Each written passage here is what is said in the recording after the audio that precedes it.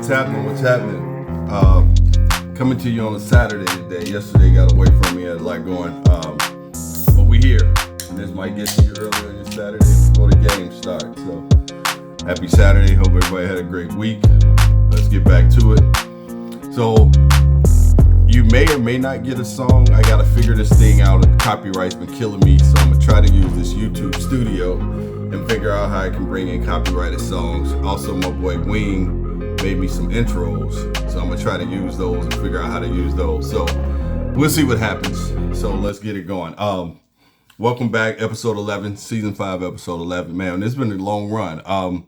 Started off as just nothing to do one day, and here we are. So I enjoy it. I hope y'all enjoy it too, man. It gives me a little outlet, and it forces me to stay up on my basketball, stay up on the association. So here we go. Shout out, hey Eli, we back to the Modelos, man. The Michelada, limon, and salt. A really smooth beer, man. You get it anywhere. So a couple of quick things. I wanted to show y'all how my Christmas was. Everybody know me, I like shoes. So this is one. I'll have these on tonight. They're not blue, but they're orange. So I'll have these on tonight to watch the Bears game. I like the Air Jordan 1 lows. I like the 1 lows and I like the 11 highs. Then I got this patent leather one with the light blue bubblegum bottom. Pretty slick. Wear it with my suit. Sleep. You might see these for your birthday party. So that's what we got today, man. Every once in a while I might flash out a shoe, man. See what we got. But anyway, couple of things. Next thing I want to talk to you about real quick, just a FYI, public service announcement. Unrivaled is back. If you don't watch this or know about it, this is the women's basketball league that a few of the WNBA stars, Breanna Stewart, and a few others that started to kind of give ladies the opportunity to make money in the off season opposed to going overseas. And we know what happened. You know, Brittany Griner had an incident overseas some years ago. But they're making good money because they have a bunch of investors. So it's a 3-on-3 full court league. And it's actually, I watch it. It's pretty good. But you know, I watch basketball. All the stars are in it. I think the only 2 major players that aren't in the league are Caitlin Clark, and Nike probably won't let her, and Asia Wilson. Probably the same thing. Those are the 2 biggest Nike stars. So they probably won't let them play. So unfortunate. But anyway, they make enough money from their endorsements. They don't need to play. But that's not the same for all the other ladies that's playing. So if you get a chance, check it out. It's pretty good. It's pretty good hoops, man. If you like 3-on-3, you like basketball, it's pretty good hoops. But back to the association. So I know you all may or may not have heard. AD is out indefinitely. This is kind of, you can't make this shit up, man. He's been on and off. So since he's joined, and I had to pull some numbers, since he's joined the Mavericks, last year he played 9 out of 42 games. This year he's played 20 out of 38. And it's always the case. When he plays, he averaging 20-something points a game, 10-plus rebounds. It's when he plays. So now this screws the Mavericks because they're stuck now. He's probably going to be out through the trade deadline. So unless somebody just want to make a trade for him to pick up a contract, it's kind of wild, man. And over the 12 years, I'm looking at this number 2, over the 12 years he's been in the league, he's only played in 70, had a season where he's played over 70 games 3 times. It's just kind of sad, man. You think about his career. What is he going to be? Is he a Hall of Famer? I'm going to ask you all that. At this point, I'm going to say no. And maybe there's a lot of guys that are, but let's take this for example. Is AD better than Kevin Garnett? Is he better than Rasheed Wallace? We know KG is in there. He won a couple of rings. Rasheed is not. Where does AD fit in? I know we may have jumped the gun and made him top 75. We might have to recant that and bring that back out. And there's a few more other people who probably shouldn't be in that 75. But it's just kind of sad, man. He may go down as a what if. Because I don't think we've ever seen what we thought he would be. But I don't know. So he's out. Then I just saw some Kyrie may or may not come back this season. So at this point, get the keys to Cooper Flagg, man. Let him do his thing. You got some young guys. I like the backcourt with him and Max Christie. The Nimhart brother. So let these young guys play, man. Let them go figure it out. I like Dallas. I think they're pretty solid. I think they're a good team. But anyway, sad to see it happen again. But oh well. Trey Young to the Wizards. Kind of wild, man. Like, why? And he selected that spot. That was number one on his destinations. Now, he is back with the GM that drafted him. I believe it was the GM that drafted him. When you think about the Luka, he was drafted by the Mavericks and he was traded for Luka. Another wild one, right? So they traded him. He goes to the Wizards for CJ McCollum and Corey Kispert. You know, CJ's having a decent year. Gives some veteran presence to a young team. So I can see that part. Corey, he can shoot. He's been in the league about 5 years. Bench player, role player. He can shoot it a little bit. Trey goes to the Wizards, and I don't know what this does for him or the Wizards. You know, it just gives him the ball. You think about how LaMelo played in the Hornets. We'll talk about him in a minute. It just gives him the ball. He can do his thing, right? He's free. No pressure. They're not trying to win nothing. They really don't have any talent. Like, they blew the draft. I drafted that French guy a couple of years ago. Sarr, I think it's Sarr. He's okay.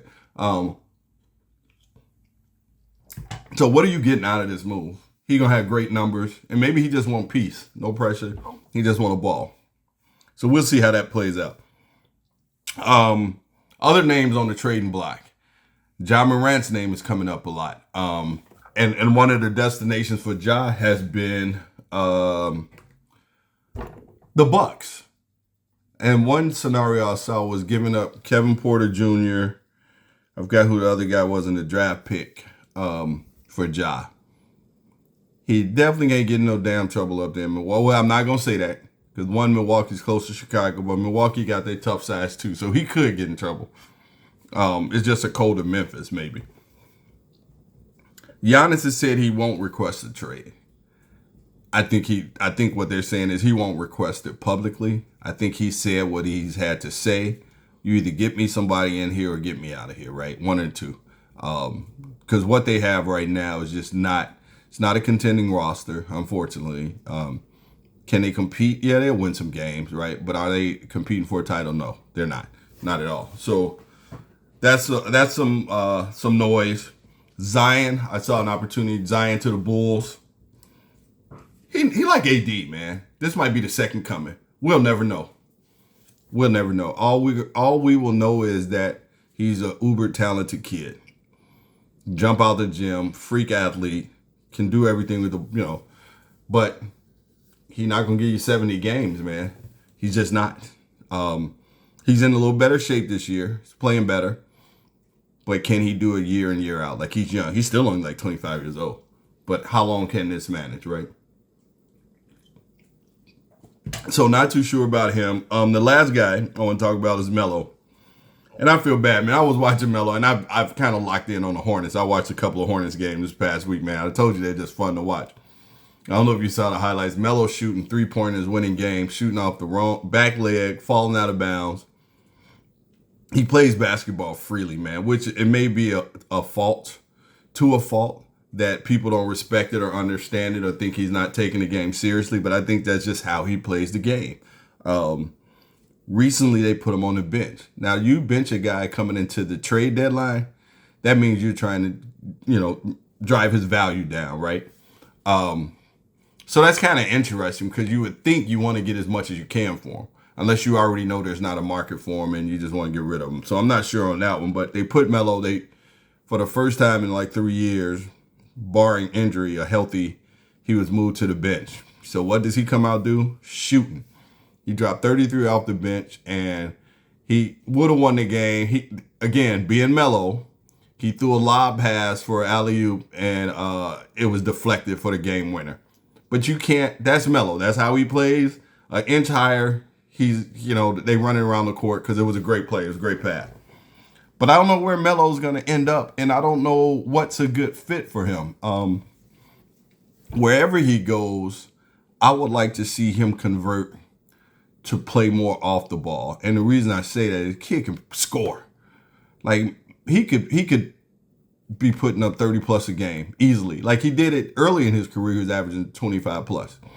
You take him off the ball and just put him where he can do all that running around and just create when he has to and get some shots. He can get you 30 points a night. Now, where can that happen? I don't know. I'm not quite sure where he can go to do that. You could say the Bulls, bring him to Chicago, but we already got Buzelis and he's playing well when Giddey gets back. You want to put him in someplace he could shine. Do you put him down there in LA with the Clippers? Get rid of one of those older guys. Sacramento, put him next to Russ. Zach LaVine is on the back end of his career. So I'm not sure where you go, man. But wherever you go, man, let them be free. Let them be free. But anyway, that's it for the news. Not a lot happening. We hope things are going to heat up as we get into the trade deadline coming up in February. Big points this week. SGA dropped 46. We'll talk a little bit about OKC and their struggles this week. They had a rough week. They've started off and having a rough year. I'm not even going to say, but we're only 10 days in. Denny Avita, 41. This kid, he's another guy I'll talk about, and I actually want to write him down because I'm going to give you some players to kind of watch when you're putting in your picks, and he's one. His over hits just about every time, man, probably about 70%. You might want to try him out. I just want to write that one down when I talk about it. Give you some picks for later. Trey Murphy, 35. So not getting those big 40-point games yet to start the year off, but let's see. Let's see how it goes. So moving on, now we'll start getting into the meat of the things and what's happening around the league. Who's hot, who's not. When we start off in the East, and you know the format by now, we're going to go bottom to top.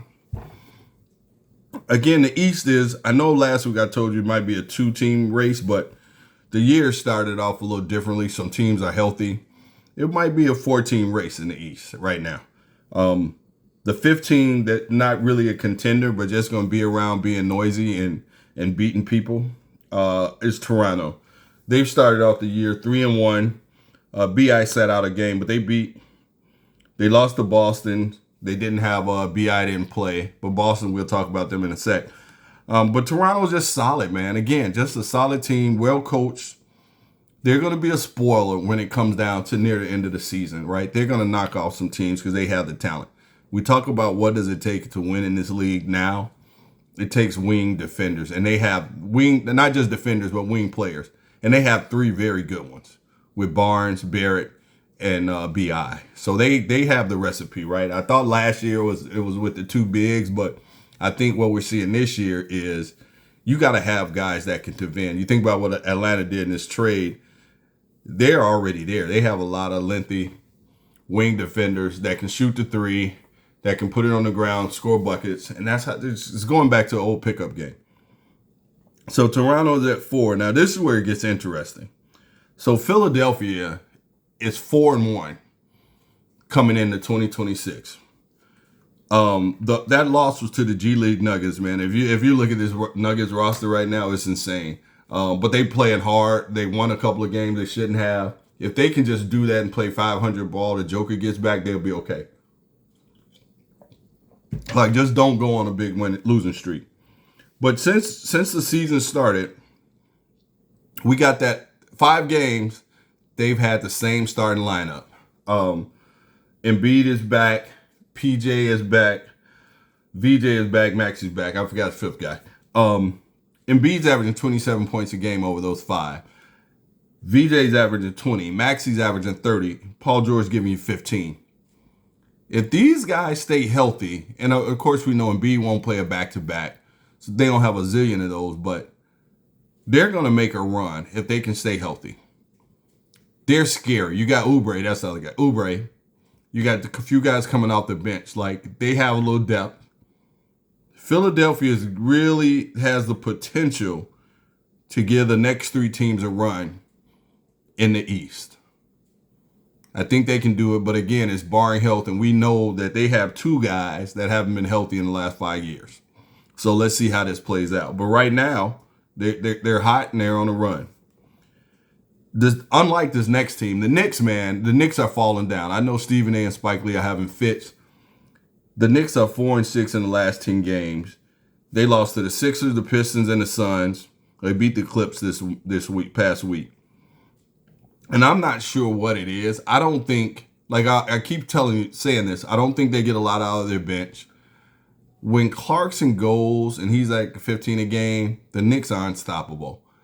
He's just not consistent this year. And the cat can't be having games where he's scoring 10 points, man. I'm sorry. That's just unacceptable. At this point in your career and you're 7 foot tall, you need to figure out a way to score. Now, Anobi and Bridges have been consistent. We know we're gonna get with them. We know we're gonna get with Josh Hart.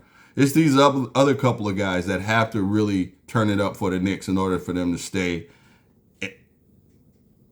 in this place as a contender.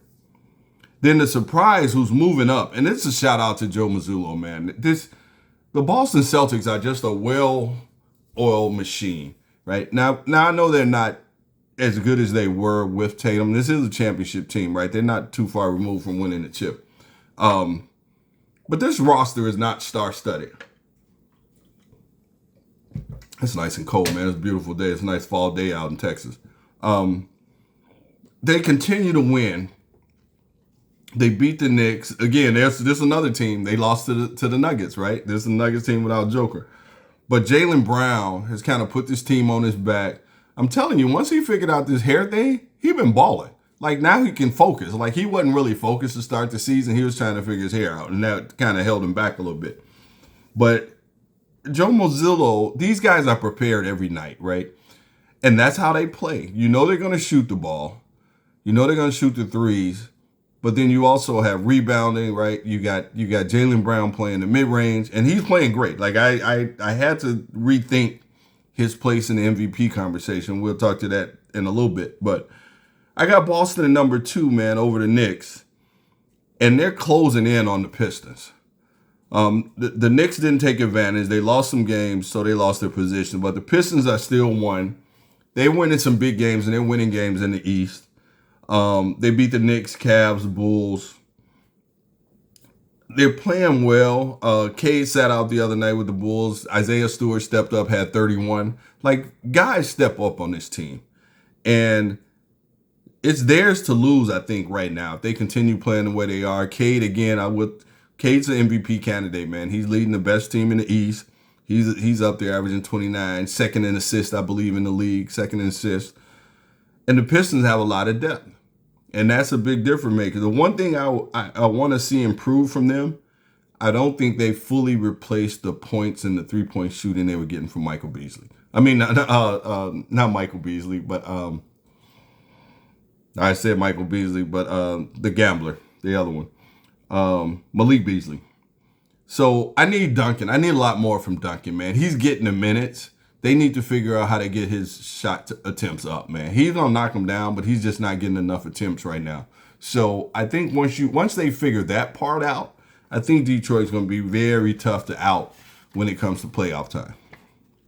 So that's where we stand in the East. Then as we move towards the West is, Joker going down really shook things up in the West, right? Sorry about that. My Bluetooth was on. Joker going down has kind of shook things up in the West. It's opened the door for San Antonio. I don't think the other teams are gonna get there, but it's definitely changed the top 3. But coming in at number 5, I got a tie at number 5, man. And both of these teams, I think, right now are underachieving. Well, one is Houston is underachieving. Like, I think they're a better team than what they've been doing lately. They lost some games.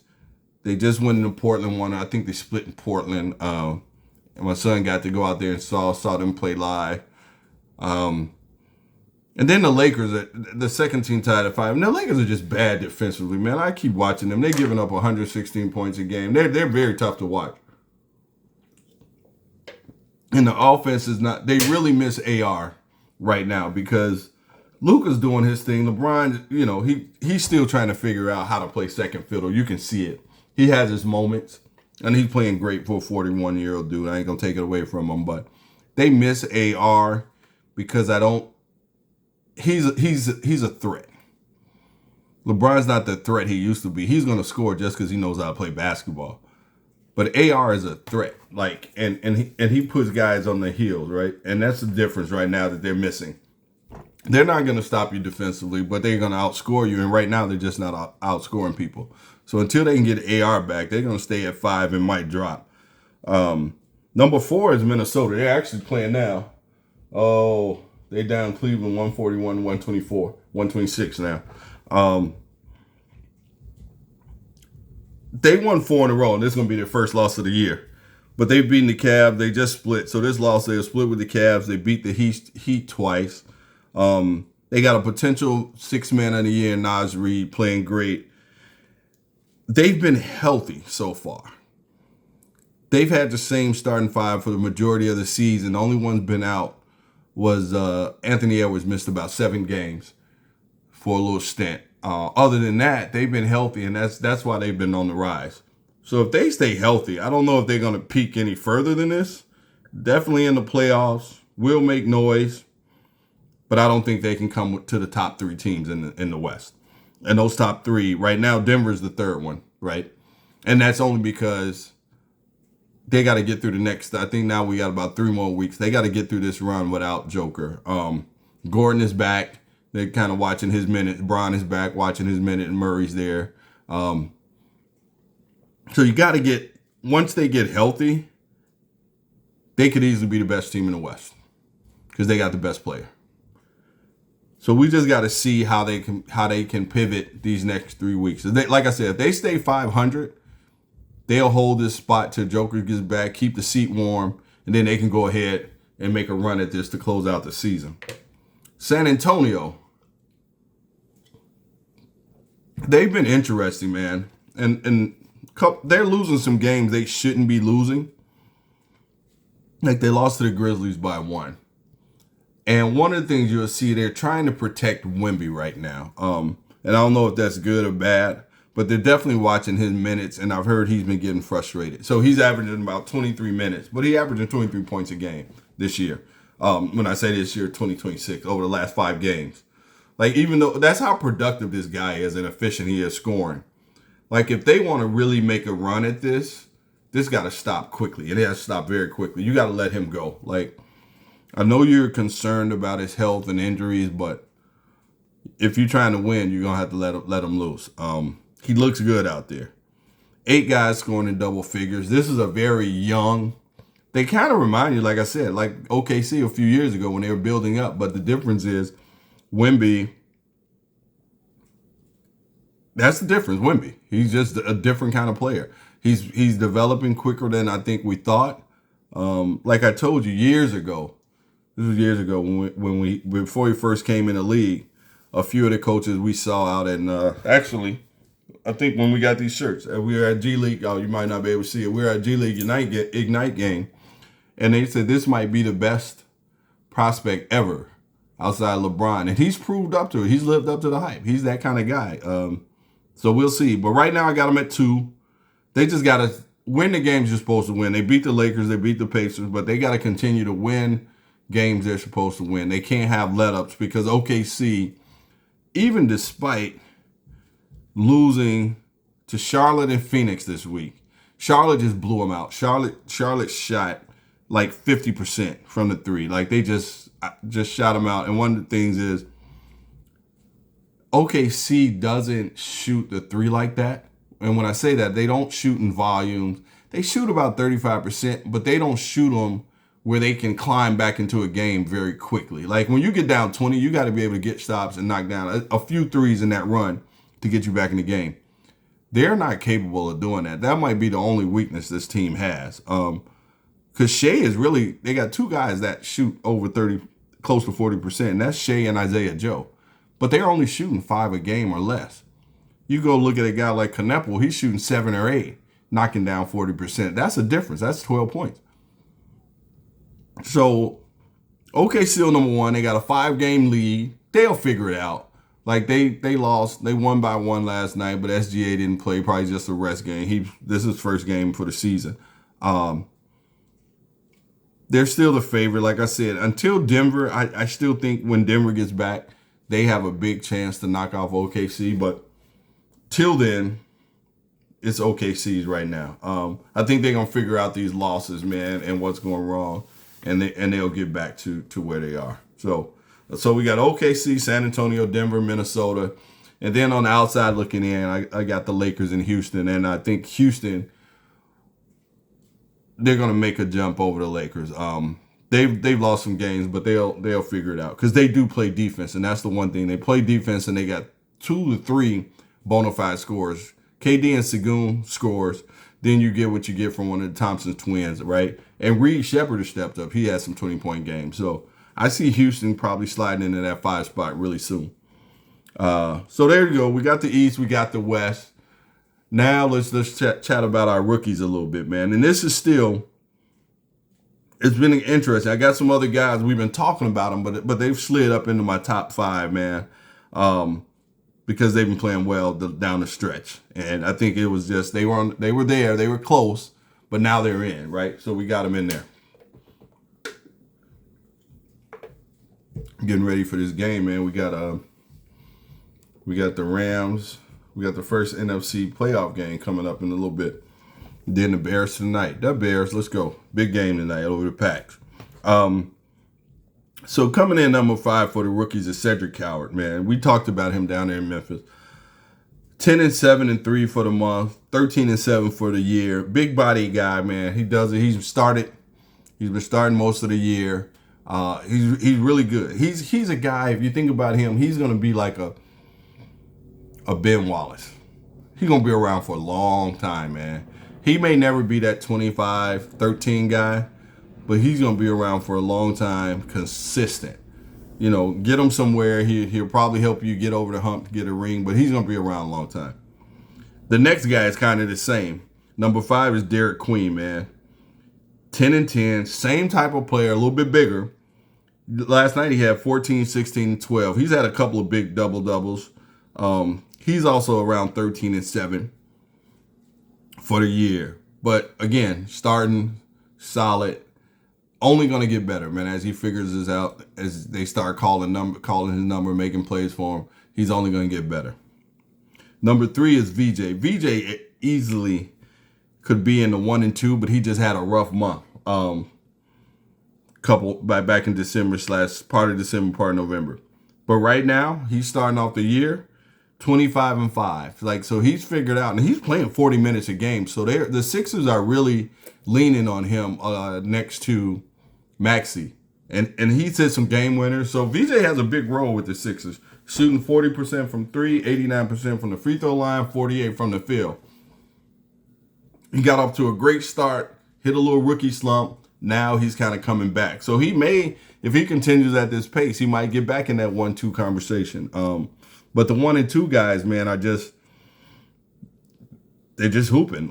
And I really enjoy watching both. All 3 of these guys I enjoy watching. Coop, I think his numbers are really going to go up now because AD is out. So he's the number 1 option. So this is going to get interesting to see where he turns and can he get up to 20 plus. If his average gets up to 20 plus a game, he's definitely rookie of the year. Right now, he's at 19. He's had a rough start to January. He just came off a 26-point game the other night. So that's why I got him at 2. He's finally playing off the ball, and you can see the difference. He's attacking the rim. I still would like to see him shoot a few more threes, but that's not fully a part of his game, but he does shoot a couple. And my man Kneppel just balls, man. If you watch, I told you the Hornets are fun to me to watch, man. This kid can play. He can flat out play. I'm going to keep watching his brother down there. He's getting a lot of looks. Whatever those parents did, man, they got him right because he's an all-around. I watch him bring the ball up. He rebounds. He can shoot. He shoots the shit out of the ball. So right now I got him slightly above Coop because he's been he started off he's at a better January right now. So he's get a little nod, but we'll see in the end game where it lands out. So there's your rookie. So we had Kneppel, Coop, VJ, Coward, and Queen. You know, those guys' fears are still there. And he's just in a bad situation. Harper, great situation. He just has a role, right? He doesn't get the minutes and everything, but he's in a great situation long term. Now we get to the big boys. And this is where it gets interesting, man, because we got injuries we got to account for. So how I look at this, if you're not playing, I'm not going to consider you at this point in time, right? Now, I know as soon as you get back, you slide back to where you were, considering you come back playing at the same pace. So you'll see when we go through this. Right now, I don't have Giannis in here. Giannis has had a slow, somewhat slow start coming back. So he's not in here right now, even though they beat the Lakers last night. And he had 26, I believe. So at number 5, I still got Luka at number 5. He's leading the league in scoring. He averaging 33, 8, and 9. That's just kind of hard not to. You can't ignore that. Like, I know he's a high usage guy, but his defense is a little bit better. Still on the Matador level, but he just scoring, man. He another one. You think about him, you think about LaMelo. These guys play the game very freely. Like, they shoot shots that you shouldn't take, but they take them with confidence and knock them down. You live with it. So he's at 5. Maxey is at 4. And as the Sixer rise, he's probably going to rise. He's averaging 31 a game. His assists, he's about 7 assists a game. And that's big for the Sixers because neither him or VJ are true point guards, right? But they're both scoring guards, but they do distribute very well. Because I think he's at 7 assists. I think I have VJ at 5 assists. So if your backcourt giving you 12 to 13 assists, you can live with that. But he's leading the Sixers, and again, if they stay healthy, they can rise up, get him number 3 spot. Number 3 is Cade Cunningham, man, and he got the best team in the East. And you watch Cade, he plays the game similar, just not as herky-jerky as SGA. And I say that by it's a mid-range game. He gets to the free throw line. The last 2 games, he shot 11 and 18 free throws. That's moving, getting to your spots, getting fouled. He's second in the league in assists. He's averaging 26 a game. He's a rebounding guard. He gives you 6 boards, and his team is number 1 in the East, right? So he's the backbone of that team, right? He's the soul of that team. So I like Cade at number 3. Number 2, man, and I think we had slid Jaylen Brown out, but now as Boston continues to rise, I got to put Jaylen Brown up at number 2, man. Like I said, Joker's out. Giannis is not there. This could all shift when guys get back and guys get healthy. But Jaylen Brown was player of the week last week. Celtics are number 3. He has no Tatum. He's taken it. He's put the team on his back. 36 and 5, shooting 50%. Nothing bad to say about the guy, man. He's producing that, but it's quiet. Like he doesn't get a lot of fanfare. Like even when he got player of the week, player of the week or something, I think they gave it to Kawhi 1 week, and he probably could have got it. But he's been consistent throughout this process with Tatum being out. So you got to kind of recognize him and give him his flowers. And number 1, this is SGA's MVP to lose. Joker will come back, and that'll give him some competition for this MVP. And if Joker comes back crazy and he's fine, and Denver stays 2 or knocks on the door to take that Western Conference lead, I think Joker can dethrone him and get his 3rd. What would it be, his 3rd or 4th? I'm thinking it'd be his 4th MVP. But it's going to be close because SGA he's on the streak now of 120 plus games or 20 plus points or more. I think 2nd all time. He's still getting to the free throw line, man. It's just the way he plays. Guys react to his movement, his shiftiness. He gets to the free throw line, and he's shooting 90% from the free throw line. So those are points, man. Every time he gets to the line, those are 2 points. So I got SGA at number 1 again. So that's where we stand. So, hey, before I get out of here, we're going to get ready for these games. I want to give you some players to watch as you're making your parlays and your picks for the week. I keep telling you, if you can, I think he only missed once this week. I had a nice leg and parlay. Sorry, watch it. I had a nice parlay, and I had a 6 leg, and I think I missed off of LaMelo's points. LaMelo, I had him at 16 and a half. He had 16, but I think the 3 points made went over. 3 points. Both 3-pointers made for both LaMelo and Canepo, Buzelis, and Michael Porter. So those are the guys I take a lot.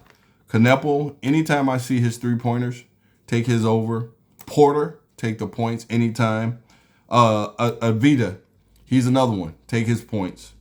Buzella is right now, as long as Giddey is out and they keep him around 16 and 17 points per game, take the over. And Rudy rebounds is another one. It's a nice one. Take Rudy's rebounds. And then I told you about the other guys I like. Anthony Black. Keldon Johnson is another one for San Antonio. Coming off the bench. He normally has a low. He produces. So just a few things. I don't know what I'm going to do tonight. I haven't looked to see what games they are, but I'll probably kind of focus on football. Get some plays in for football. So, hey, thank y'all again. It's been another great show. I enjoyed you. Let's see what we got this week. Go Bears, and God bless you.